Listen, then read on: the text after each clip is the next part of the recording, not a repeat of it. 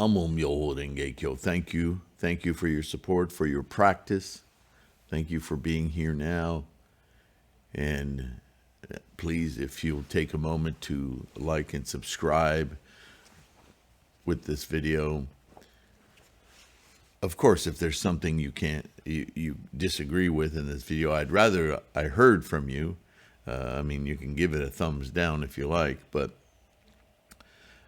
that mechanism we use on this channel and then this Sangha simply as a way of performing bodhisattva effort, coaxing YouTube's algorithms to make our channel come up more often in searches for those who may be seeking, don't know about this channel.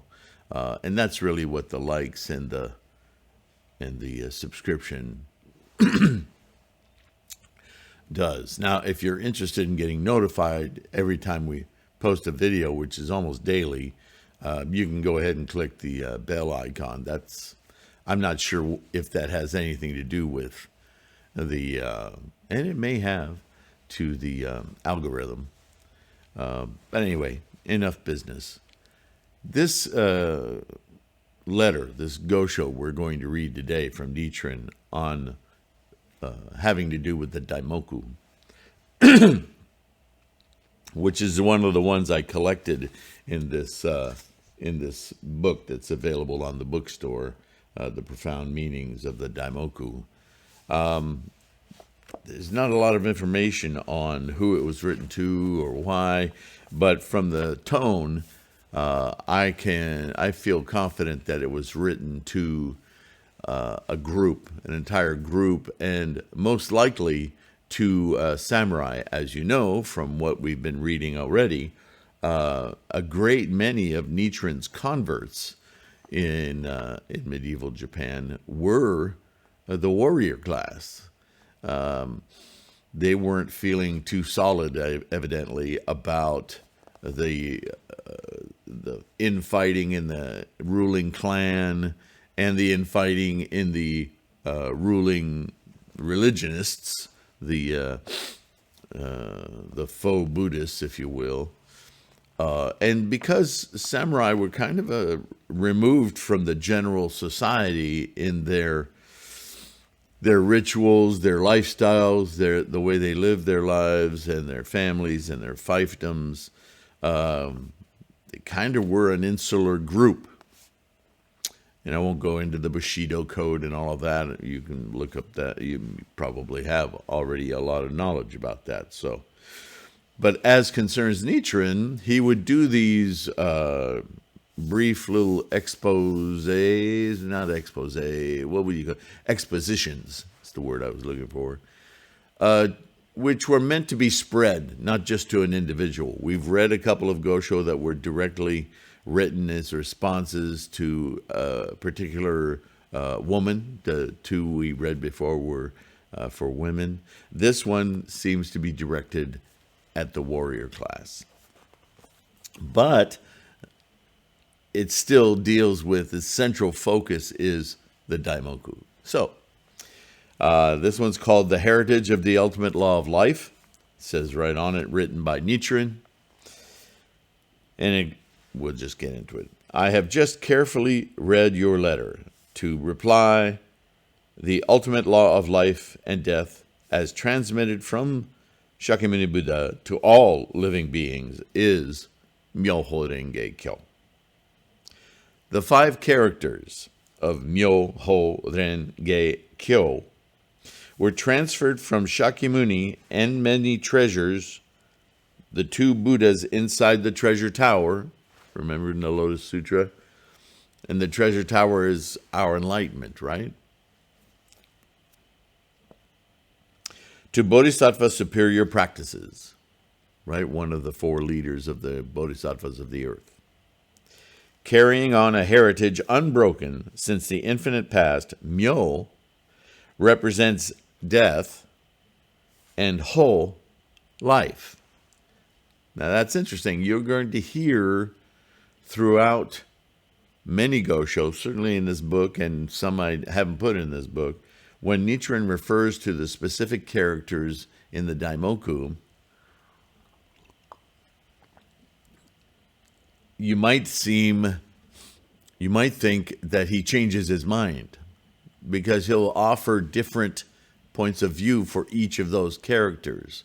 So I want you to keep in mind that when Nichiren does this, he does so in response to a particular audience. Okay? Now remember that samurai wake up every morning reminding themselves that today is the day they die. They live a life day to day to day to day with a commitment, a warrior spirit, that all of my acts today, all of my behavior today, everything I do today has to be done with the zeal of this being my last day in this life. So life-death is an interesting duality for a samurai. It is for all of us, of course.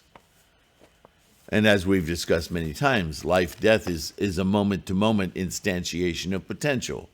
We're living right now through zillions of birth-death.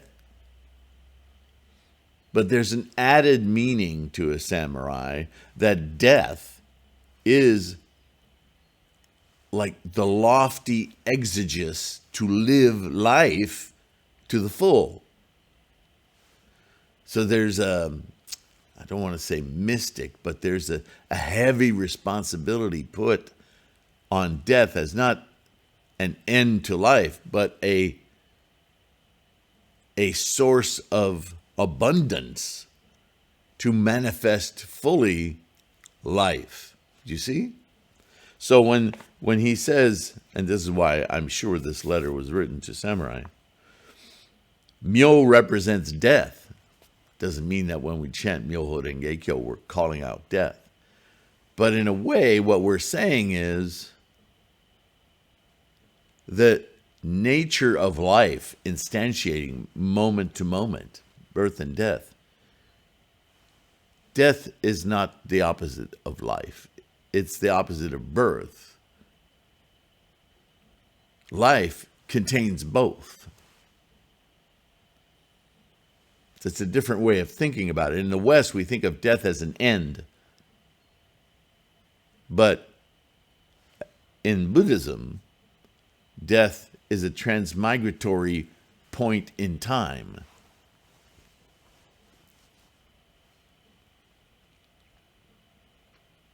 Living beings that pass through the two phases of life and death are the entities of the 10 worlds, or the entities of Myoho Renge Kyo. Oh, now it's starting to make a little bit more sense, right?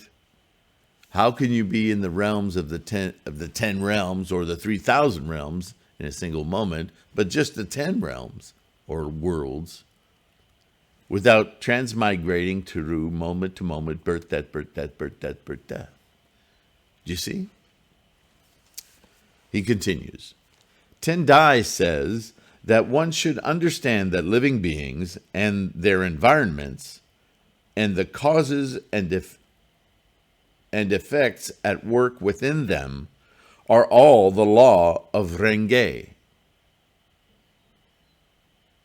the transmigrating, the Lotus. Here, living beings and their environments means the phenomena of life and death. Thus, it is clear that where life and death exist, cause and effect, or the law of the Lotus is at work.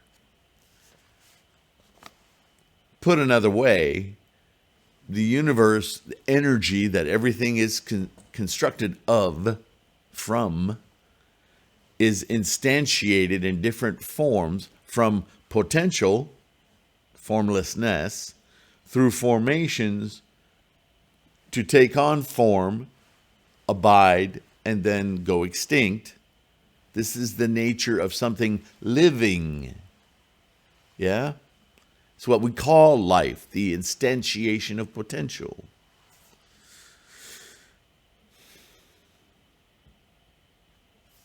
So he's identifying myo and ho as that very process, that potential, myo, instantiation, ho, life.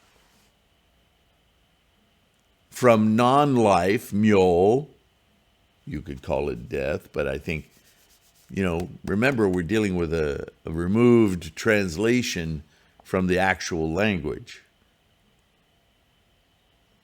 Right? So if you want to say death as a general term for non-life, what you're really saying is not instantiated. Formation into form, life, it's here, it's going through the 10 worlds, the 3,000 realms, blah, blah, blah, and then goes extinct. Well, it's not that horrific death we think of as the end. It's just a reintegration, dispersal into energy. The great teacher Dengyo states, quote, "The two phases of life and death," you see, they're phases. They're not a beginning and an end. The two phases of life and death are the wonderful workings of one mind. You see, this process is just the process. It doesn't have an attitude. It doesn't care about what it's doing. It's just the process.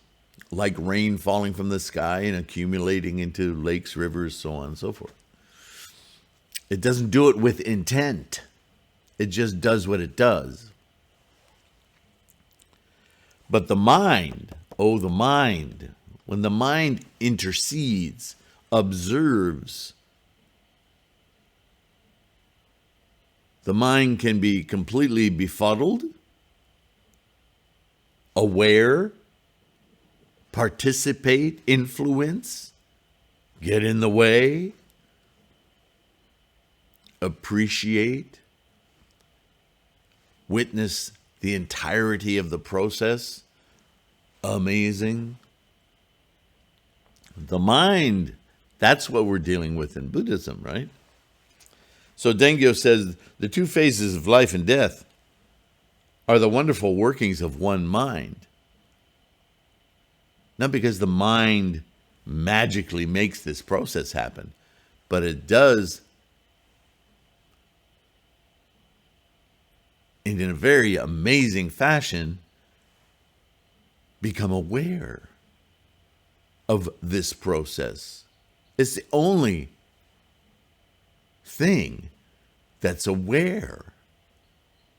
That awareness of the process is Buddhahood. The two ways of existence and non-existence are the true functions of an inherently enlightened mind. No phenomena, either heaven or earth, yin or yang, the sun or the moon, the 5 planets, or any of the worlds from hell to Buddhahood, are free from the two phases of life and death, of form and formlessness, of being and not being, of instantiation and extinction. Make sense?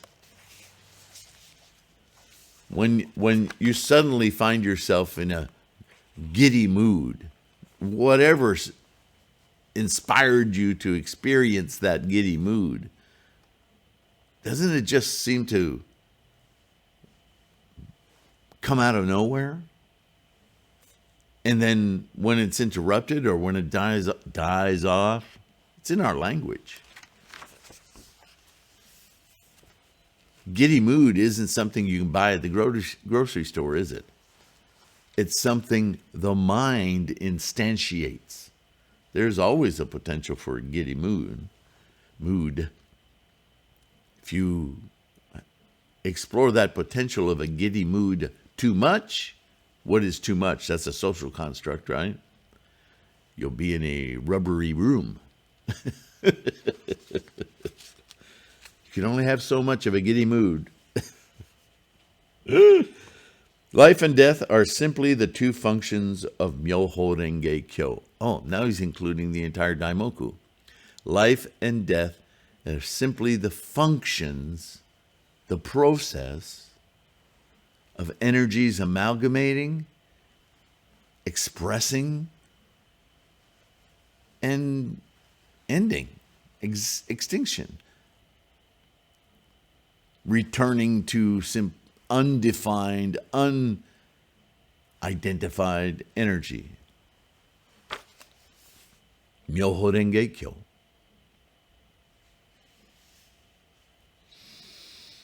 In his great concentration and insight, Tendai's great document, right? One of them.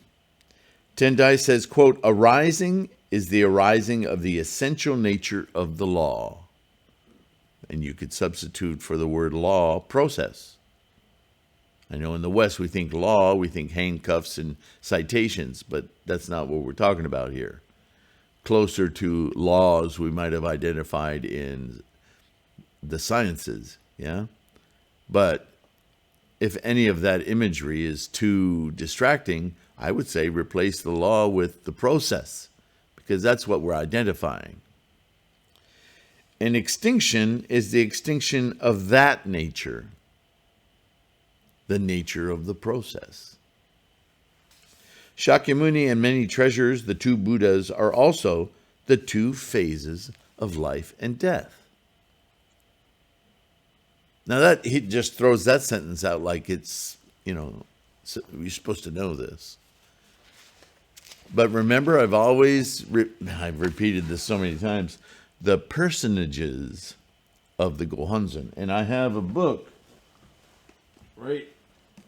You can download the PDF of it online on threefoldlotus.com. You can purchase a copy at the bookstore. The Gohonzon map is an identifying description of each of those personages that's on this mandala, because they're conceptual containers. And the book has many stories in it from I always forget his name.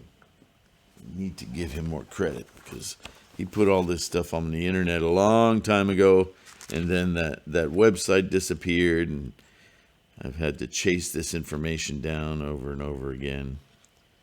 What is your name? Michael? Oh, sorry, I'm so disorganized this morning. Where are you? I know I put your name in here.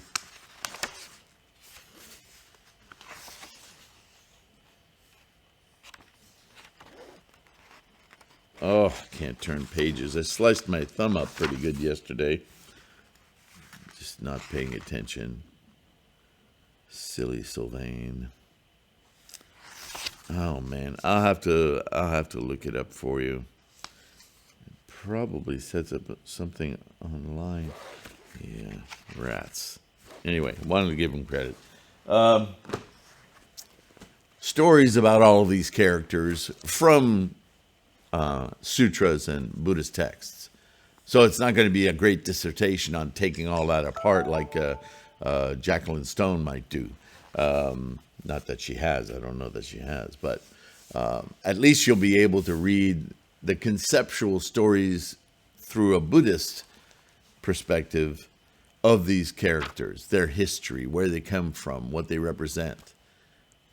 Each character on this mandala is representative of a teaching of Shakyamuni's and some others from China and Japan's history. Certainly through Nichiren's own exploratory, he talks about Japanese history and the lineage from Korea and China and India even. So it's all on this mandala. It's all in the Lotus Sutra, yes? But the Lotus Sutra assumes a lot of knowledge, a lot of previous learning. And so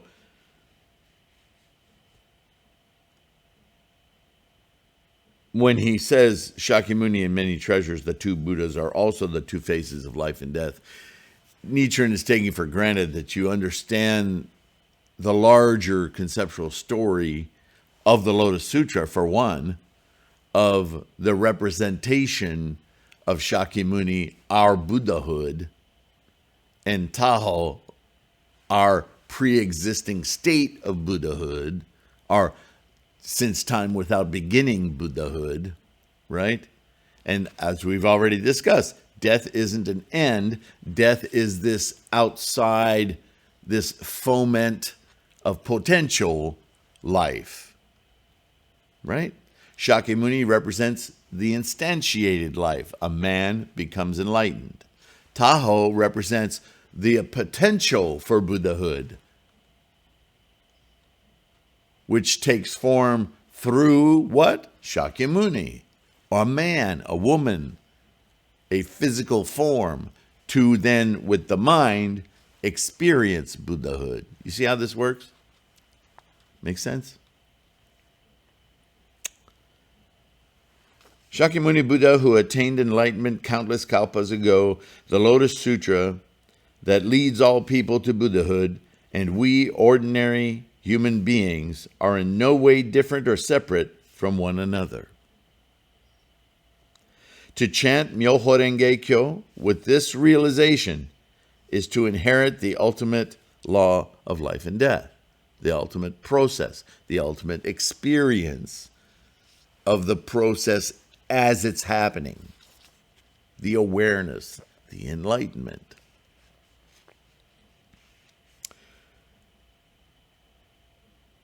This is a matter of the utmost importance for Nichiren's disciples and lay supporters.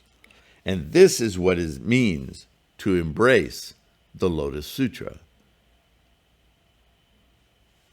For one who summons up one's resolve and chants Namu Myoho Renge Kyo with the profound insight that now is the last moment of one's life, the sutra proclaims. Now, do you see why I referenced the samurai code here? If you practice, if you go to your Butsudan and use your mandala to commit yourself to chanting, and with your physical act of pronouncing, rhythmically saying, hearing, seeing the mandala, committing Namu Myoho Renge Kyo to invoke Buddha-ness, if you do it with the fervor that this may be the last Daimoku you ever utter, can you do that? Can you try to do that? Can you chant with the blinding dedication of instantiating your Buddhahood right now, because this is your last chance? What's Nichiren saying? He's saying, don't go to your Butsudan and Namu Myoho Renge Kyo, Namu Myoho Renge Kyo, and pick your nose and leaf through the newspaper, Namu Myoho Renge Kyo, Namu Myoho Renge Kyo, what's on my phone? Namu Myoho Renge Kyo. No. In fact, go away. Get out of here. What are you doing? You're insulting Buddhahood. No, you must raise your feelings, your intent, your attitude and intent must be focused on instantiating Buddha-ness right now, because you may not get another chance. With that kind of ichinen, volition, resolve. Okay?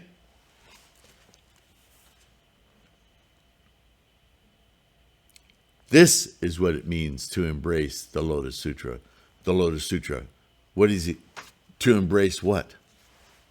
What is the Lotus Sutra? What does those two words signify? Myoho Renge Kyo. Lotus Sutra is an English translation. What are you embracing? Myoho Renge Kyo. Don't let the language stumble you. For one who summons up one's resolve and chants Namu Myo Renge Kyo with the profound insight that now is the last moment of one's life, the sutra proclaims, quote, "When the lives of these persons comes to an end, they will be received into the hands of 1,000 Buddhas who will free them from all fear and keep them from falling into the evil paths of existence." Okay, so that's a confusing statement too, right?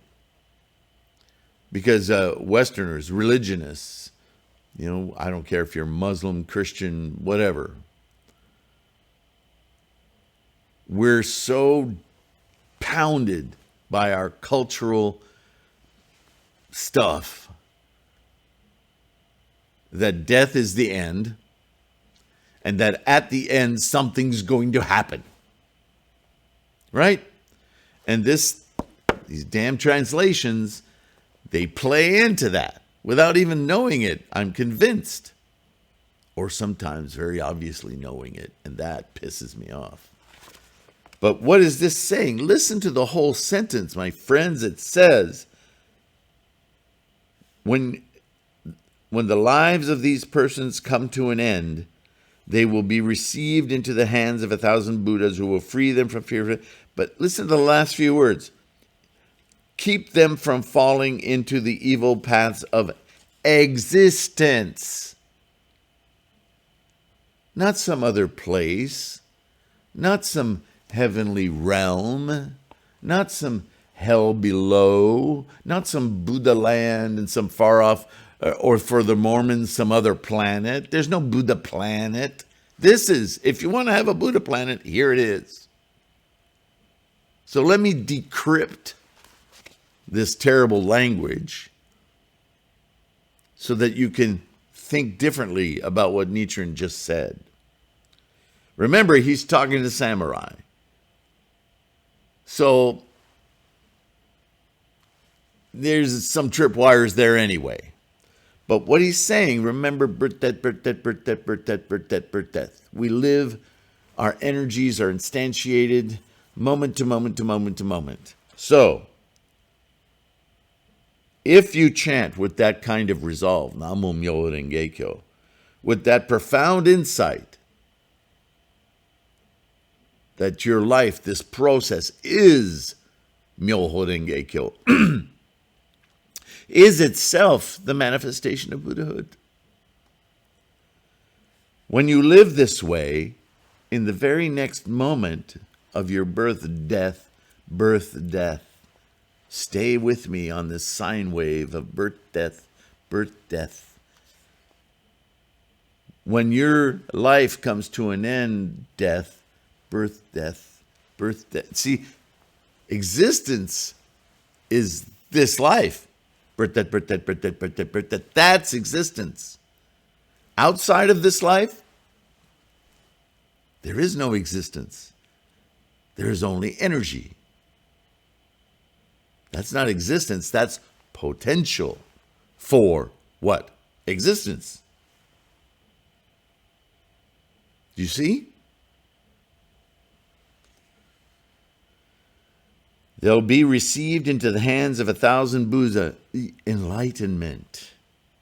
When you invoke Namu Myo Renge Kyo while you're coursing along, birth, death, at that moment of rebirth in this existence, you will attain enlightenment. That's what that means. And that enlightenment in that moment will free them from all fear and keep them from falling into, in the next moment, hell of animality, anger, hunger, all of those lower realms, right? Hell, hunger, animality, anger, humanity, so on, nin, whatever you want to call it. By enlightening ourselves, availing ourselves to our Buddha-ness, we lift our life conditions, we lift our sentient mind to embrace the process of life, and that strength, that enlightenment prevents us, holds us back, influences us away from negative karmic experience. I mean, it's a simple formula, but the words can seem elusive. So I'm doing my best to try to nail this down for you, right? So right after he says this, he says, how can we possibly hold back our tears at the inexpressible joy of knowing that not just one or two, not just 100 or 200, but as many as 1,000 Buddhas will come to greet us with open arms? How could you fail to envision the incredible experience of enlightenment? It's not just you all alone feeling good. It's a reception of mental experience that leaves the normal, everyday, samsaric existence way in the rearview mirror. It's not subtle. Though the effects may reverberate through all of your karmic freight train subtly, you may not even be aware of some things sloughing off. Concerning one who disbelieves the Lotus Sutra, because the sutra states, when his life comes to an end, he will enter the Avicii hell, the wardens of hell will surely come for one and take one away by the hands. How pitiful the ten kings of the world of the dead will then pass judgment, and then the heavenly messengers who have been with one since birth will berate one for one's evil deeds. What is all of that? That sounds awfully religious, doesn't it? But in light of what I just told you, what is Nichiren quoting from here? He's quoting about 3,000-year-old descriptions of negativity. These teachings quoted in the Lotus are from 3,000 years earlier, when Shakyamuni was talking to some very bewildered, very mystical, religious people. And to make his point about if you sidestep what I'm teaching you, then you're going to get all of that mystical, I almost said anger, but misery that you're so in love with, well, you'll be diving right into it and more. And that's not Buddhism per se. It's a cautionary tale given to people who are already stuck there to demonstrate how important it is to reach above that, outside of that. This is a new thing. It's not that. This enlightenment, this law, this process. Understanding this process avails you to incredible joy. Right? But working against it, just a little caution here, look where you're headed. Well, where you're headed is no different than samsara, the world of suffering, because blah, blah, blah, blah. You already know. So this isn't a Buddhist admonition. This is a Buddhist reminder. What we're practicing and what we're doing here is so different, so not a part of what you've been trained in. Where are we time-wise? Well, this one goes on and on, so maybe I'll take a break here. Think of those 1,000 Buddhas extending their hands to all of Nichiren's disciples and late supporters who chant Namo Myoho Renge Kyo as melons or moonflowers extending their slender vines. Yeah, well, it gets a little abstract here. Nichiren is just as able to be colorful with his language and his analogies as any of us, certainly as Shakyamuni was. So I guess it's a quality of teaching. I don't often hear him talk this way, so there may even be and don't misquote me here, but some of these go-shos have not been fully authorized. Does that mean that this is a fake? No, not necessarily a fake, but it may be an interpretation of a disciple jotting down notes at a sermon of Nichiren's. It says written by Nichiren. Seems odd that that would be included in the translation. He doesn't include that anywhere else other than signing off, right? So is this one of his inner disciples trying to take notes? Or is it actually Nichiren speaking? Sounds like Nichiren a lot of the time. Sometimes could have been Nichiren, but doesn't fall into the normal rhetoric. Yet I include it here because what it says about the Daimoku has some terrific value, doesn't it? Understanding that each character of the Daimoku has a fluid meaning because it's a conceptual idea. It's not just a word. It's not just a pretty character. It doesn't have a certain syllabic meaning. The meaning, when we intone it, when we invoke it, is of everything in the treasure tower, of the entirety of the Lotus Sutra. Remember, Nichiren's already told us, chanting Namo Myoho Renge Kyo is like reciting the entire sutra.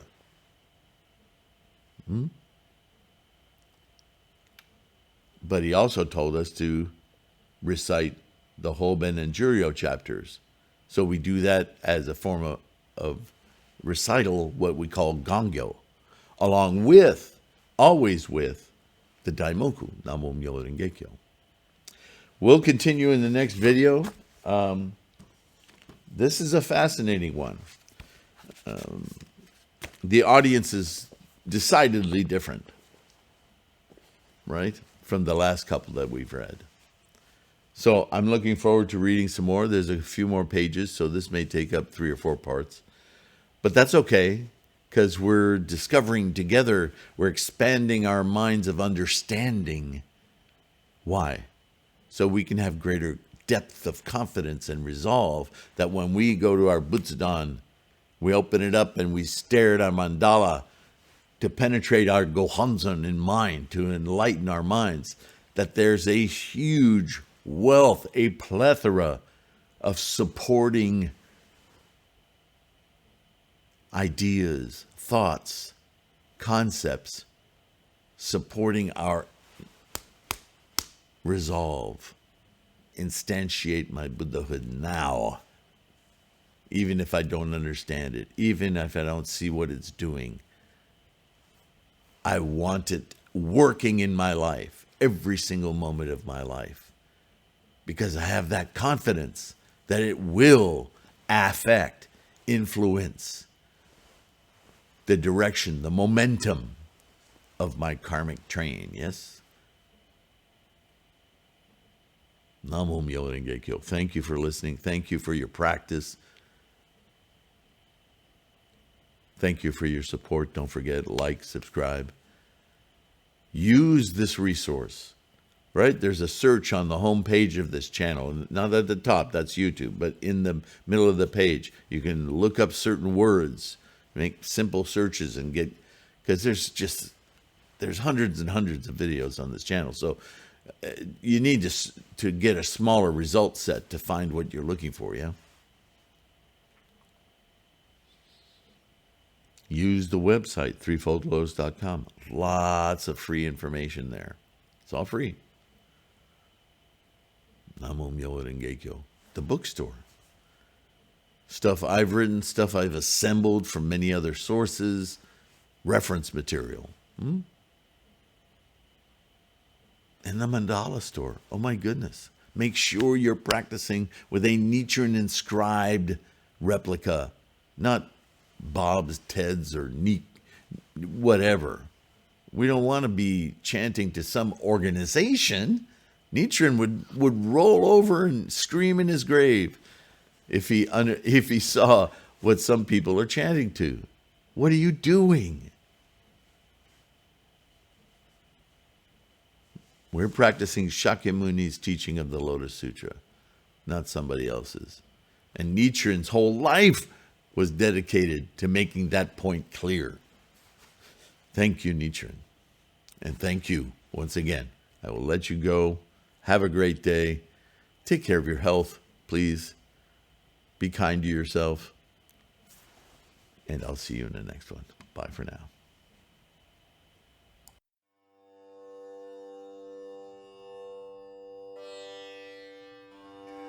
Myo.